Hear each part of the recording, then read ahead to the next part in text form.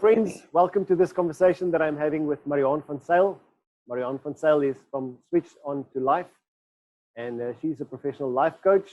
She's a friend. She's a mother of 2 children. And Mariaan, net just before I do anything else, maybe you can just tell me, where do you find yourself during this COVID crisis? Tell me where you are, what's happening. Cool. So, hello, thank you, Ross. Thank you for the opportunity and for having me. It's such a privilege to talk to you and to talk to you guys. So at the moment, I am in lockdown, but I'm also having the privilege to go see clients. And with regards to lockdown, we are here at home, and I'm with my 2 kids here as well. And they're loving it. They think it's like 24/7 holiday. But yeah, for the parents, it isn't also all holiday, but yet it's still an opportunity to make good memories. And for those times when the opportunities are a little bit challenging, it's an opportunity to grow. So amazing. Yeah, so that's Mariaan, where we are. In your practice and in your experience with people, tell me, what do you experience? What do you see people struggle with during this lockdown period? Sure, Ross. I must say there's many things that clients present that's not necessarily out of the ordinary. So but the intensity of what they are experiencing is different. So obviously it's more intense. The pressure of what such a difficult and challenging time holds for each one of us, really starts to squeeze us, Yeah. And whatever, is in there that was perhaps there because of its content or its, circumstances are easy, then we don't need to utilize all our resources, our internal resources in such a way, and use our capacities to such an extent than in a crisis time. And I think when we are faced with such a time, we realize we need every inch of our internal resources, and we need every bit and part of our capacity and our efforts. And I think people then realize, sure, perhaps, I don't think perhaps sometimes they realize, and that's what we want to talk about, self-awareness eventually, but, they find it a challenge with regards to their capacity, and with regards to the effort and the challenge that they find themselves in, and that creates that intense emotion. So I must say, people come with the same kind of challenges, whether that is facing with the same kind of relationships they have. Now it's just more pronounced. The problem that they might have had is just a little bit more pronounced. And for some people, yes, there is direct,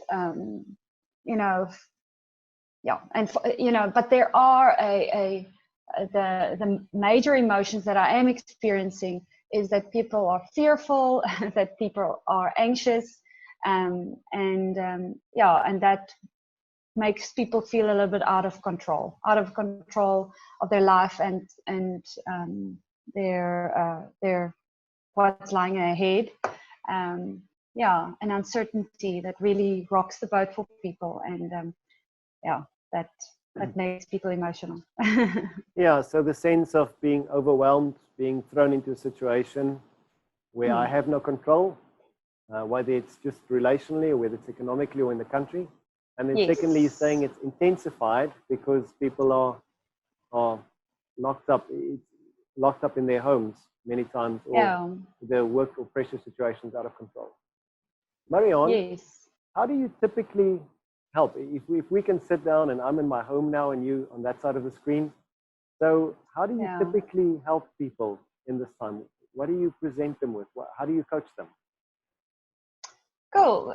I just want to also, before I dig into the detail of how I would want to help, it helps to know that, again, how what really helps to know that when we want to grow, we need to see opportunities for growth.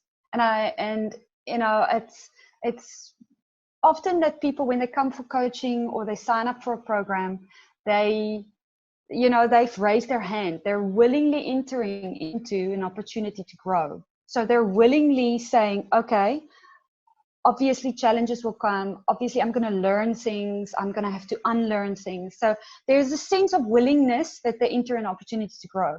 But I think in a time such as this, with crisis and, where we're in with massive challenges, not only health challenges, but financial challenges, political challenges, where people really feel fearful or anxious about, uncertain about.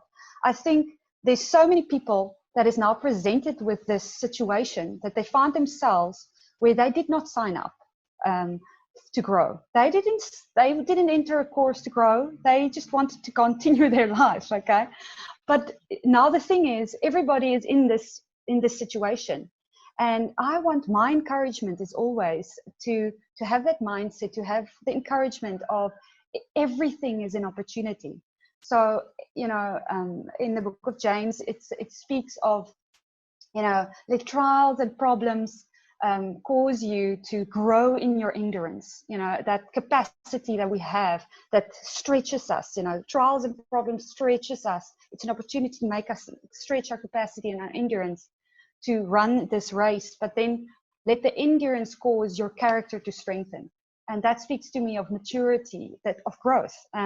So that, I love that scripture. It's such a profound understanding of that is exactly what difficult times present. Now, whether we have willingly stepped into that difficult time or challenge or not, it is still an opportunity to stretch our capacity and our endurance and allow that stretching to make our character grow and us mature. So I'm that's my mindset, and that's usually the hope I want to bring across to people. But so amazing. So can I continue? Yes, but this is amazing. It is important to understand the mindset or the motive and the choice, the agency. I'm going to choose to respond to the situation. Absolutely. Once someone responds, typically, how do you help? Cool. So, I like the fact that you say we choose that, Chase, because that is a choice. So the following few things that I will speak about is the fact that we need to become aware and then choose what are we going to do with that awareness.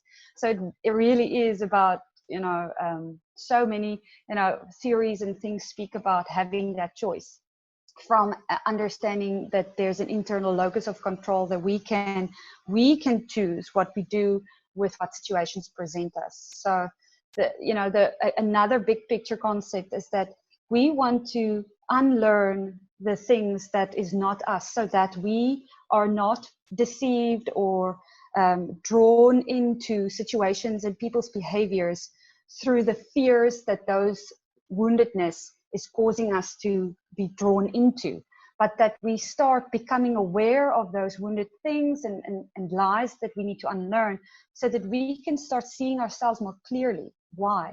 Because then we will be able to respond out of who we are in situations, not out of what the situation is making me and what other people's behavior is eliciting in me. But I am not, because we're not human reactions, right?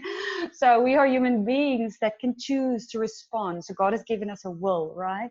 So, and that choice is ours to decide, who am I going to be in the situation? And if I have the awareness and the understanding of who I am and who I'm not, I am much better capable of deciding this is how I'm going to respond, no matter the anxiety, no matter the fear, no matter the hype of the person's behavior or the situation. I can decide, I can choose.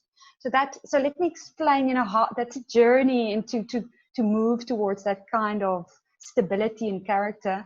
It's obviously something that nobody attains, but practicing these following steps helps us make that kind of setting permanent. So practice makes permanent, not perfect. Practice makes permanent. We want to get into permanent habits that's healthy for us. So I am speaking of healthy habits.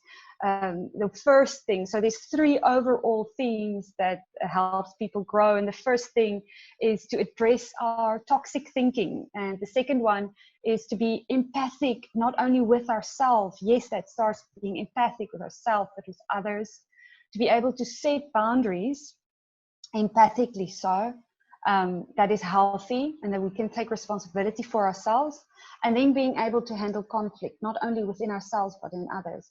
But, you know, if I start with toxic thinking, it's firstly, we need to become aware in these kind of situations where we get triggered, whether that is for political, financial, or health reasons. Just become aware. You know, it's actually such a simple exercise or technique, yet it is the most underrated and underused concept.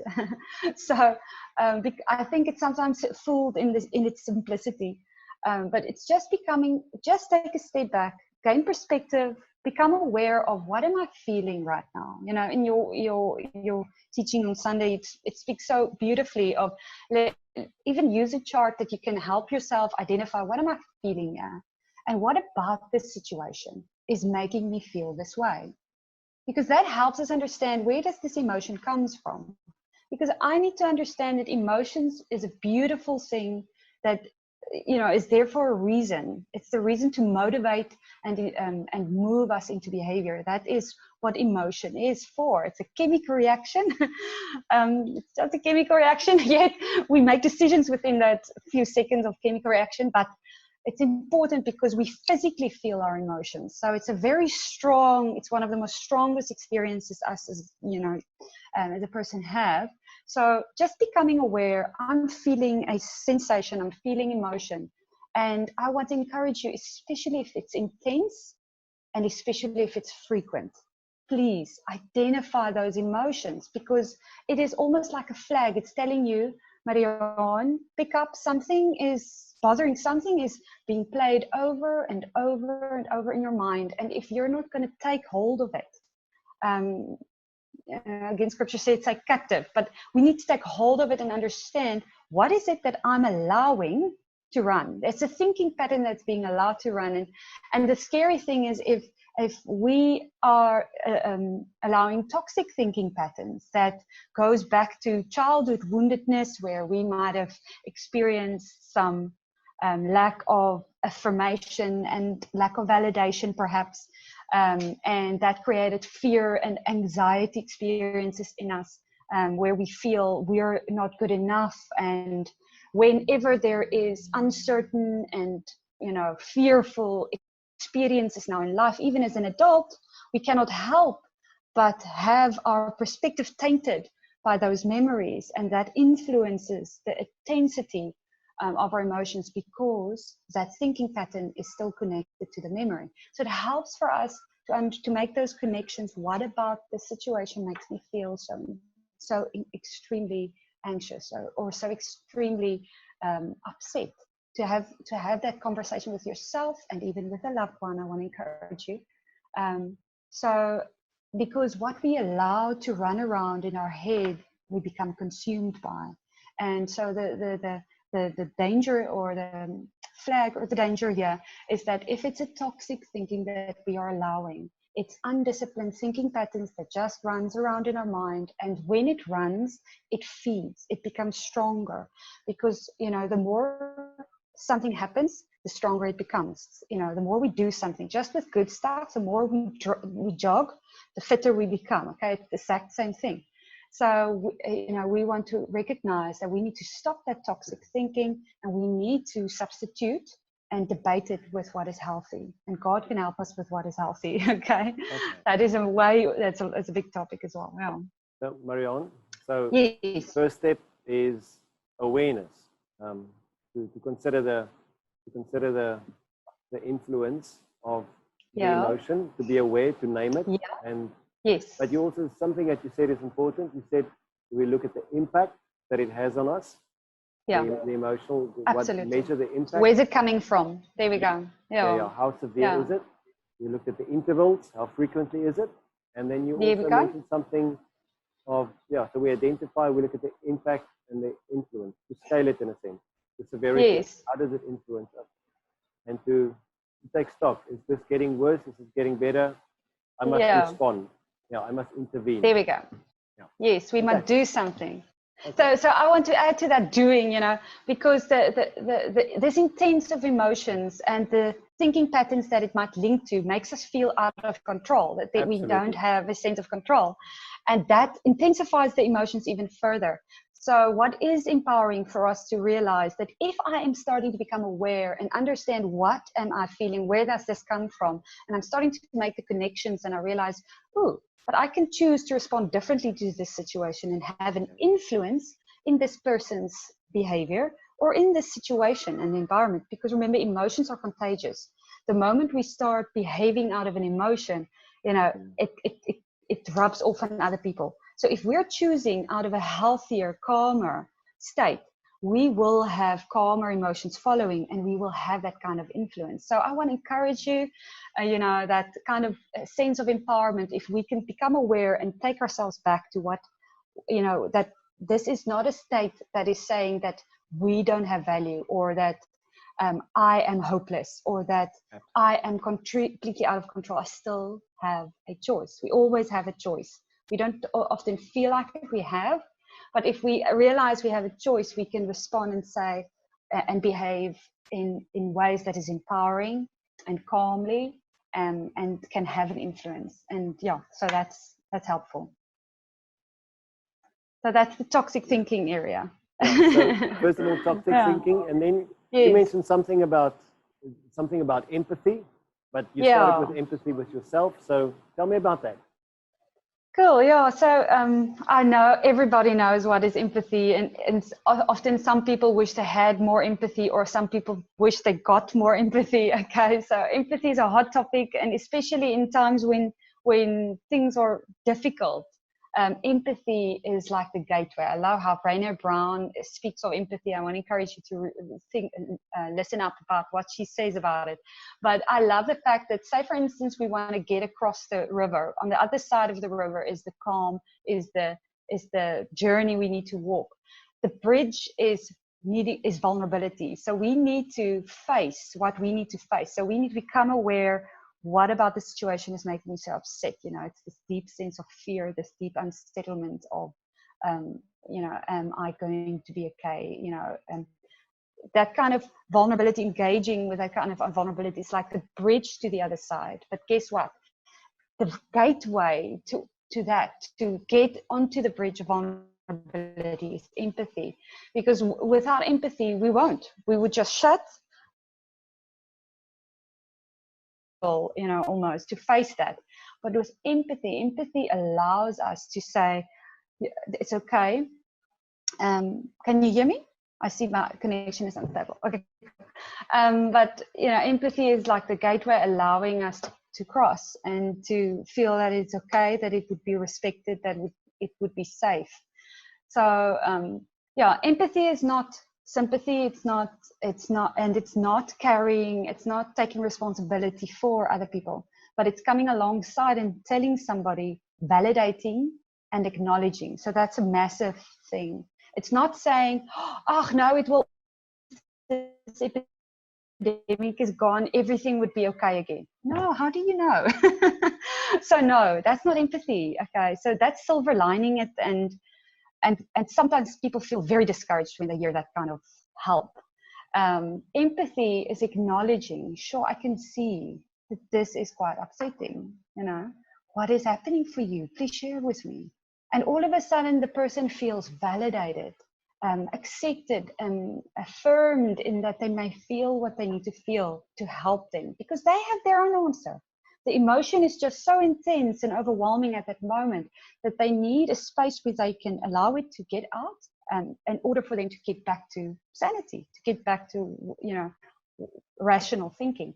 We don't have to, when we see somebody's overwhelmed with emotion, clouded with emotion, we don't have to think, oh, I need to help them, I need to save them, I need to rescue them, because they can't think for themselves. No, they can.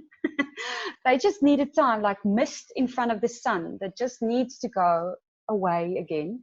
And you can drive fast on the highway again. But when there's mist, you can't drive fast. So it's just validating, acknowledging what you're seeing in front of you. And that also with yourself. So firstly, when you feel anxious, fearful, etc., upset, angry, to help to acknowledge, stay back, become aware of it, ask, you know, sure, I'm feeling fearful, I'm feeling anxious, what's happening for me? what about the situation is making me feel that way. So yeah, that's the empathy part that I really think is important. Yeah. So to not take ownership for other people's emotions, in terms, it's not I cannot fix them. I cannot be the savior. I can't load myself. Yeah. But I'm also not cold saying, not my circus, not my monkey, your problem. Yeah. But what we are saying is, because that's not also helpful for me, but acknowledging the need, acknowledging the pain, and moving forward. Yeah. Yes. So it's that interdependence. It's not a codependence of you're upset, so I am responsible. So I feel guilty, so I need to respond and behave in pleasing ways or in whatever ways I feel triggered into, because I think I'm responsible and I need to get you back to calm again. No, we're never responsible to get somebody anywhere. Okay.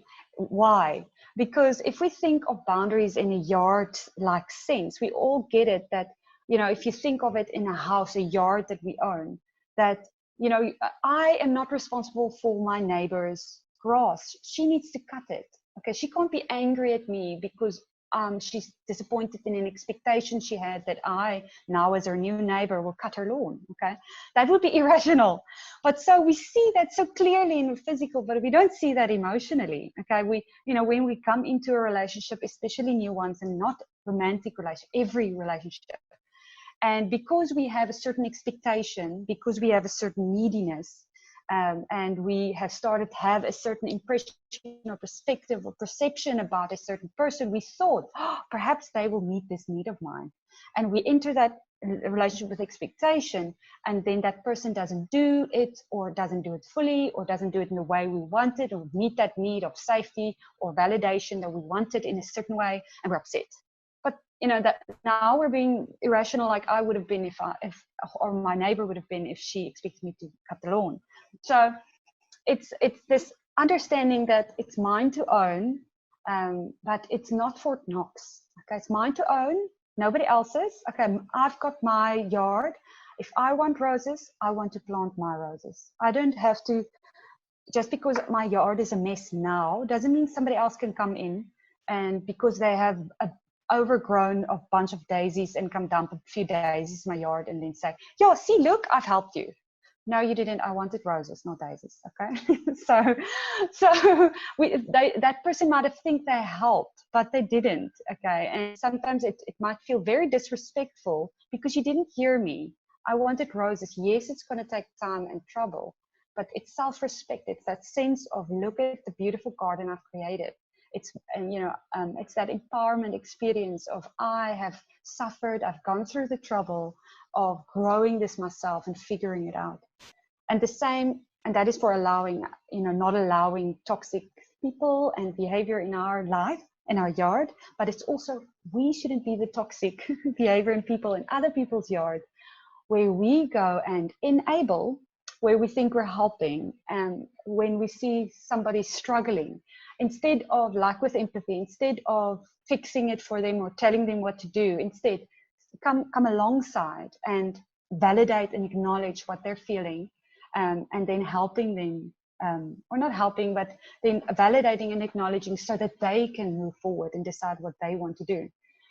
So that is allowing them the self-respect to grow their own garden. So sometimes we stand in the way of people because we think we're helpful. But so that's just a nutshell of boundaries. Just before we move off this, I just want to say that from experience, this unhealthy interdependent relationships where we take ownership for other people's lives or expect other people to take ownership for my life and my emotional state. We mostly talk about emotional state here. Yeah. It's always difficult when to move away from that state, because the relationship is built in this unhealthy way. Where I have to mow the lawn of my neighbor, otherwise she's unhappy. Yes, but angry. Once we move angry, and once we stop that, it will be a difficult space for both of us. It will. So maybe it's a good time to just then talk about the third thing that you wanted to say. You're speaking about Okay. conflict internally and conflict externally. So Sure. how do we help people in this difficult time, considering that we're in COVID lockdown at the moment? How do we deal with internal conflict and conflict in relationships? How do we ensure healthy emotional relationships? Cool. Yeah, so you're touching on a very realistic thing that often people don't set clear boundaries from the start in a relationship. And sometimes it's old relationships, like parents, like siblings, like friends from primary school. It's old relationships. And that all of a sudden we now realize things that I've allowed to carry things that I shouldn't for them. And I've allowed them to carry things that I should have taken for myself. And that creates, the big emotions is usually anger from the side that they are not getting what they want or used to anymore, and guilt from my side because oops, shame, man. Now I'm not giving it to them anymore. But and both that anger will manipulate us into behaving in the old ways again, and the guilt will also manipulate us into old ways again. So it's very important to remain very aware and consistent. Consistency is so key in starting to develop healthier boundaries, and one step at a time. Not massive things, because usually the people on the other side do not understand what you're doing, and even if you try to explain, it's not where they're at. And I'm not doing that because they're not getting it. I'm saying that's not where they're at. Sorry, I don't mean disrespect, but so it's just knowing that I'm going to have to, that is the challenge of internal locus of control, needing to understand that I am going to have to get my needs met also in a healthier way. But yeah, okay, so getting to having to have that difficult conversations. So there's two ways of conflict that happens. The one is the internal conflict, and the other one is external conflict. Now, when there's external conflict, there's obviously also internal conflict, but sometimes there's only internal conflict. And that is, like being triggered in a situation or with somebody else's behavior that they are completely oblivious of, that they are perhaps upsetting you. And that kind of internal conflict often leads to external conflict. And if we can walk the first two steps, of addressing and becoming aware of our emotions and understanding where it comes from, and then having empathy with ourselves and with the other person's behavior, we might eliminate internal conflict all by itself. Because internal conflict is just that. It's just an upset. It's just a disagreement where my needs aren't getting met. So something is happening outside of me that is causing my needs not to get met anymore. And that makes, so needs and thinking patterns and belief structures is almost at the bottom, the primary sources of our psyche, and then it cause a reaction, an emotional reaction. Then our emotions come. So, and then after emotions comes our behavior. So with needs not getting met, beliefs are again fed. If I don't get the validation or the affirmation from this person, then, don't they think I'm important enough, good enough? What, are they disrespecting me? And that, now all of a sudden the anger comes and the hurt, and then they want to respond out of that. So that, just getting aware of this pattern, this, toxic pattern that we want to, start addressing. So that's internal conflict. And often just by doing that, we, diffuse the internal conflict. If you recognize the internal conflict as a boundary issue where somebody's overstepping a line that you have set, that becomes then external conflict. So, and there's a beautiful model. So I just want to, in short, the model goes, sure, I'm feeling a little bit upset.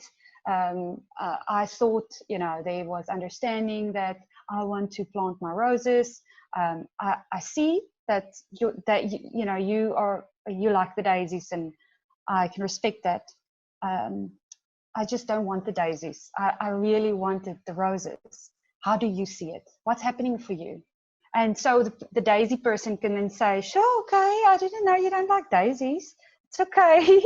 I'll take my daisies. I'm feeling a little upset because I thought I was helping you, you know. And then one can respond again, yes, thank you for sharing, you know, and I love the fact that you want to help me. And thank you for listening, that I want my roses. So how can we move forward? You know, what will help you? How do you think can we now? What should we do now? How can we move forward now? Or what can we do differently that will benefit us both? And then it allows the person to respond, the daisy person, to say, yeah, well, perhaps you must say more clearly next time, you know, when I start telling you that I have a lot of daisies, don't just stay quiet. Tell me that you don't like daisies, then I won't bring the daisies. Okay. And then one, you know, and this is a time for the first two parts, the getting your toxic thinking under control, and getting the empathy working is so necessary to have healthy external conflict conversations, because this is not the time now to jump on your little horse again and to become upset and say, yeah, well, you didn't listen either. Okay, so it's not about the fact that I want roses. It's not a tennis game. So the moment we want to blame, we are trying to change and manipulate things in the external. The moment we want to say, yeah, but you didn't listen to the fact that I want roses, I'm wanting the person to change. So, and there's one major thing for external conflict that we need to accept and let go, is that we cannot change anybody. And if we are motivated to go into a conversation because we want the situation or the person's behavior or them to change in order for my problem to not exist anymore, or for my need to get met again, not a good idea. That's the expectation, setting yourself up for failure, and that's going to intensify your disappointment and your anger, because it's not going to happen. Because people don't change because we want them to. People change because they decide to. But having conflict conversations is so that both can be heard and we can move forward, not against each other, but together, connect, you know, alongside each other, looking at the problem and saying, okay, I've heard you, you've heard me, so how do we move forward now with this situation that we have?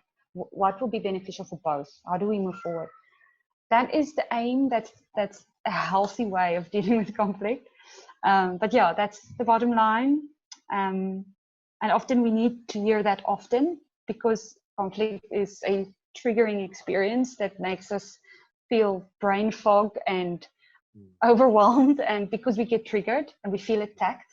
And that's what happened with the brain. You know, the part of the brain that helps us survive and fight and flee is the amygdala, and it responds in times of threat. So when threat appears, the ghost appears, when the threat appears, the amygdala cannot help but respond and take over. Okay, so it forfeits accuracy for speed, it takes over, and what it takes over with is the stored threat perspectives, and not our rational thinking. So the more we can really deal with that first point of toxic thinking, the less we will have threat memory and threat perspective in the amygdala, actually. And the less we will actually get triggered, because we don't have so much to protect. And yeah, so that's key. So the key of this conflict model, sorry, is also the fact that it is set up in such a way that nobody attacks each other. So there's an opportunity for both to share what they feel and what they need, and then a request at the end, not a demand. Because the moment we tell somebody, they respond and say, and they feel attacked or controlled, and they don't want to engage. So you want to get buy-in by asking questions, by sharing and then asking, sharing and asking. And apart from it's not violent and not causing the amygdala to respond, because then we're clouded and then it's actually useless conversation. But apart from that, it's quite empowering to know that the moment somebody else can own how they want to move forward, you know, you will more likely get your way as to not, because people will do more often when they have come up with a solution or an answer, because they need to own it. They've come up, we can do X, Y, and Z. They will be more committed to doing what they've said than what you've said. So asking people questions and allowing them to share what they see and how they feel helps us move forward in an empowered way. And what I love about that invitation, apart from just understanding and owning your own emotions, the invitation is so beautiful. How will we? So it's an invitation to continue with the relationship. It's beautiful. Yes. Yeah, sure. Thank you, Mariaan. This is really, really helpful. So understanding that we're in this COVID crisis and that what we are facing now is not anything new. It is highlighted, it is pressured, partially because the stress in the country economically, health-wise, and relationships are strained because we can't move around freely. But we understand that we are dealing with our normal humanity, our hurts and our issues and our imperfections that we brought into this crisis. But this is an opportune time, and I love it. This is an opportune time to become aware of who I am, who have I become, what are the patterns that I practiced in my life, and to take ownership for it, for my emotional state, identify it, name it, claim it, it's mine, and then to work with it. And then the beautiful pattern that you spoke about, the toxic thinking, the empathy, and the conflict that we progress with is beautiful, both internal and external. Mariaan, if I know that you've written and recorded a few things, that you have your own practice as well. Where can you invite us to a space that you work in if someone wants more information?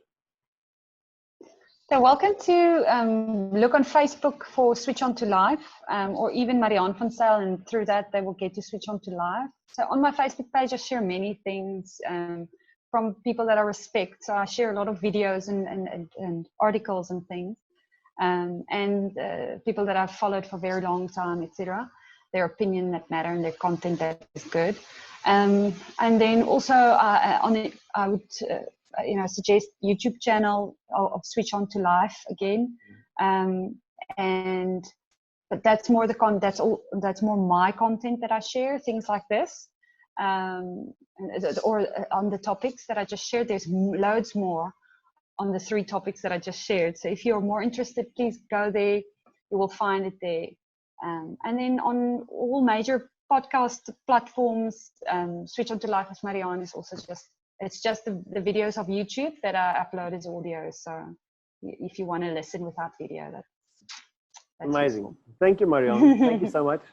Just to the friends in church and the friends watching this at the moment, we are going through a crisis as a country. Just to put it in perspective, this is not the first crisis that we faced as a people and that you have faced. Human beings are created by God to be extremely resilient. So make sure that although we encourage to have social distancing, it doesn't mean social isolation. So stay in contact with people and reach out if you need help. Thank you so much. Thank you, Mariaan. Really appreciate it. Thank you, Ross. God bless. Thanks. Bye. Thanks.